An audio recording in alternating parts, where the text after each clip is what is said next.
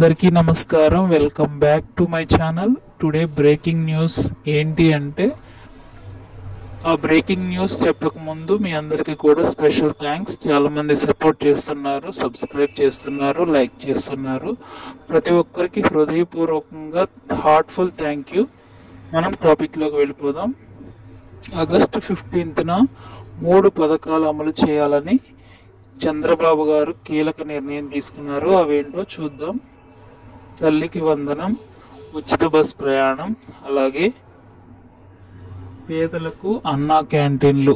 ఈ 3 పథకాలను ఆగస్టు 15న అమలు చేయాలని చంద్రబాబు నాయుడు గారు కేబినెట్ సమావేశంలో నిర్ణయించినట్లుగా సమాచారం.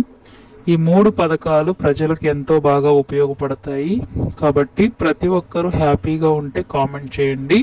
ఆగస్టు 15న ఈ 3 పథకాలు అమలు చేసే దిశగా ప్రభుత్వం ముందుకెళ్తుంది, కసరత్తు చేస్తుంది.